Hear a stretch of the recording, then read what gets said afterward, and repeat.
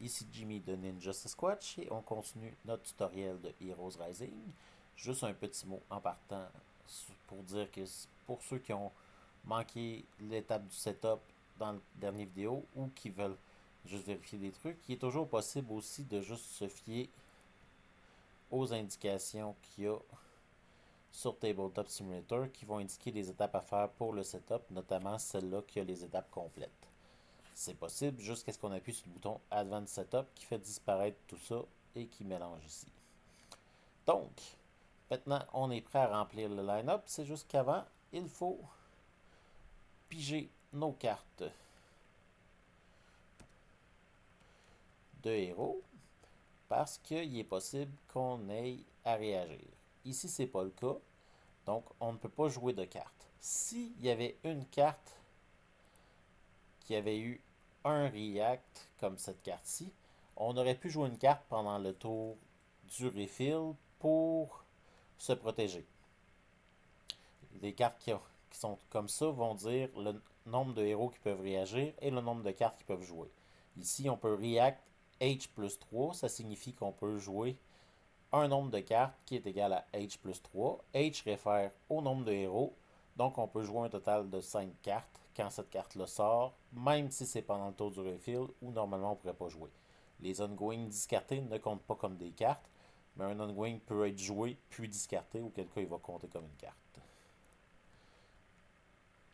Donc, une fois que ça c'est fait, on arrive dans le tour du héros. Ça, c'est le moment où on peut jouer les cartes de notre main. En jouant les cartes, ça nous permet d'accumuler des ressources. Les ressources du jeu, il y en a 4. C'est le Help, le héroïque, le Protect et l'attaque. La ressource principale est le héroïque parce qu'elle nous permet d'acheter des cartes dans le line-up, dans les buy pile ou dans le trial area, mais aussi parce qu'elle peut se décomposer dans d'autres ressources. Mais pour l'instant, on va rester à l'achat de cartes. Pour acheter les cartes, il faut payer le coût qui est en haut à gauche sur la carte.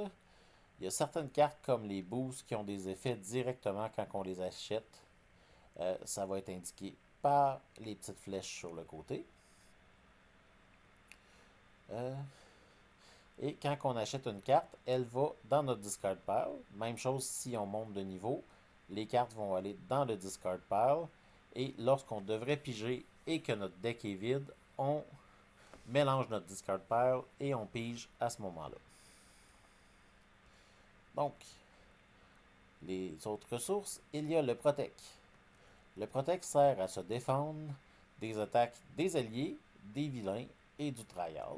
Les alliés nous attaquent parce que les alliés, c'est tous des représentants de l'ordre ou de la société là-dedans qui sont convaincus qu'on est des vigilants qui portent problème à la ville, entre autres parce qu'on commence et parce que les vilains ici font beaucoup d'influence à ce niveau-là pour convaincre tout le monde de ça.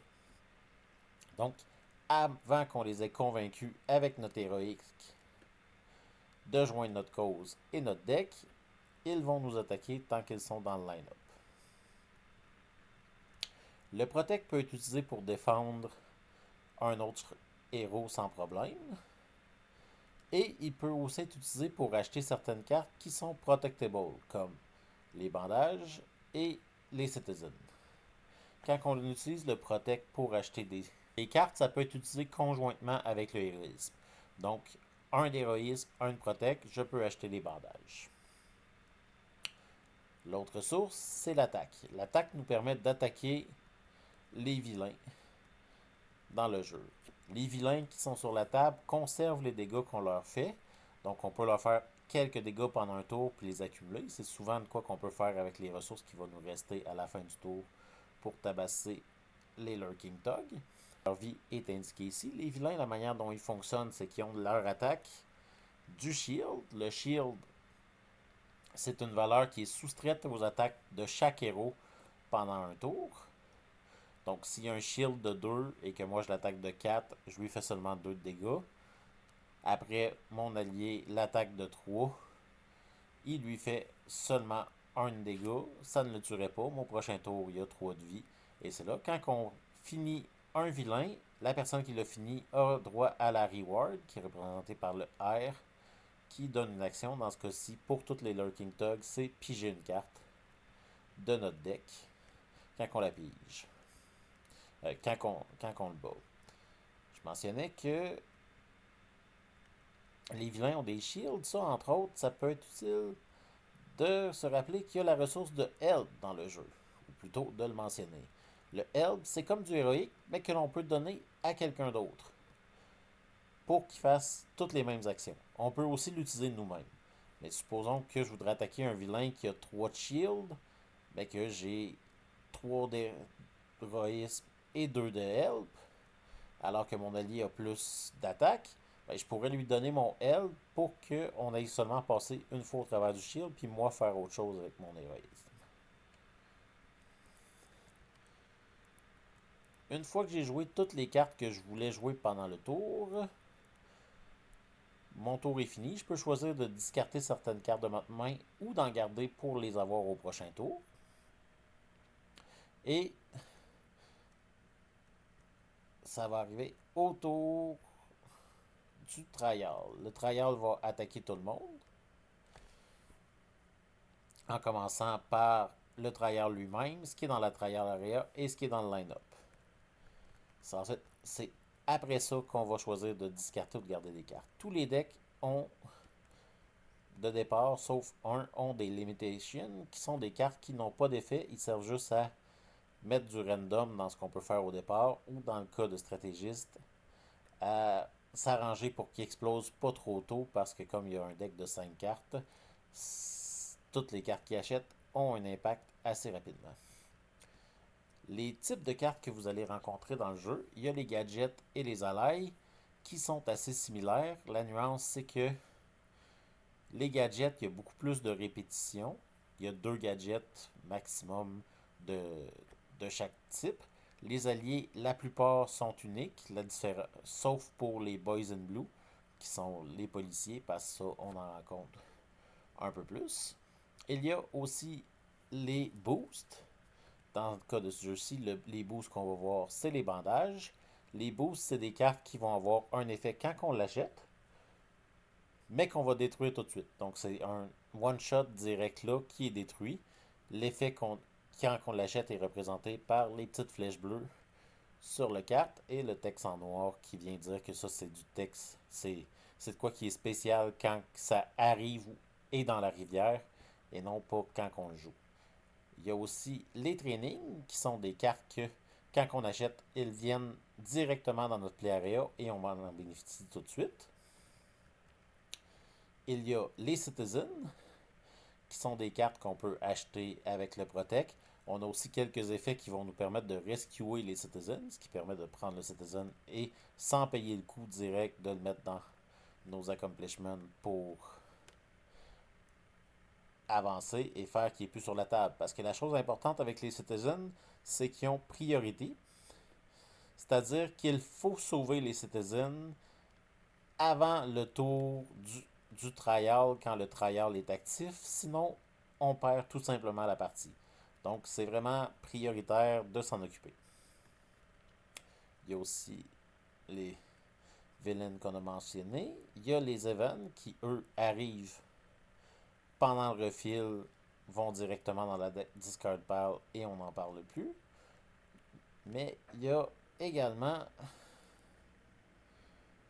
des hindrance qui normalement vont sur la table dans le line-up, occupent le line-up et doivent soit être résolus ou vont partir au fil du temps. Ici, c'est un hindrance qui est spécifique parce que c'est le hindrance qui est le trouble de scout. Ça va aller directement dans sa zone pour aller le nuire. Donc, ça ne passera jamais par le line-up. Quand on est rendu après la fin du tour, on a joué nos cartes, choisi d'en garder ou pas dans notre main. On a repigé nos cartes. On serait rendu au refill. Donc, End of Turn, on a le début du tour. Le début du tour, on fait juste appliquer les effets permanents comme si on avait des malus à cause de l'environnement à certaines de nos ressources. On les appliquerait là sur nos compteurs. Dans le refill, on va on a besoin qu'il y ait un nombre de trous égal au nombre de joueurs. Donc, si on n'a pas acheté, il faut détruire ce nombre de cartes-là, les scraper pour les envoyer dans la discard pile.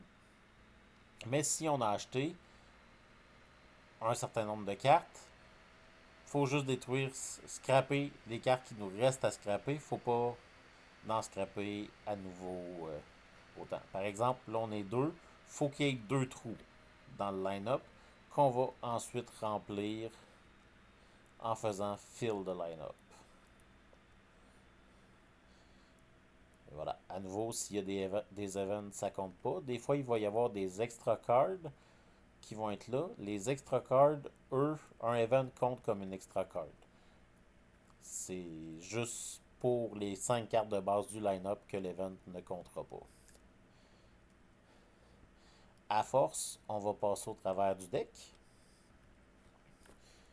Quand ça arrive et que l'acte est vide et que l'on doit rajouter une nouvelle carte, c'est le moment où on change d'acte et où le N de l'acte 1 arrive.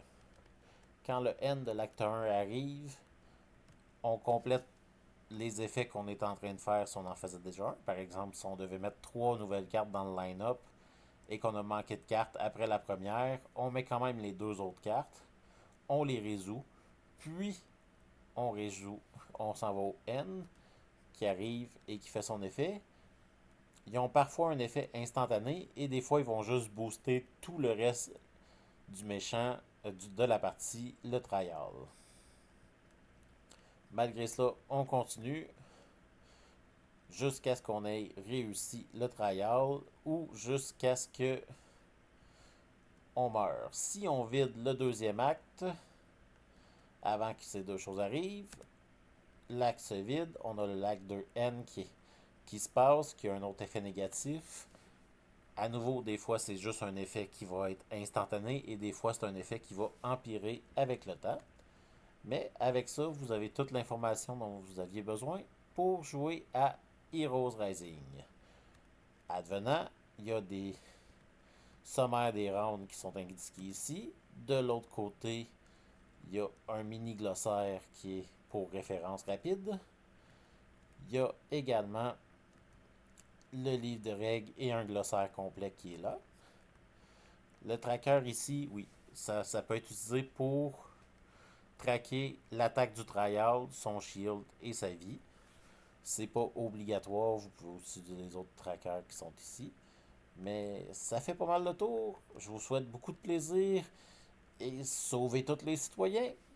Salut bien.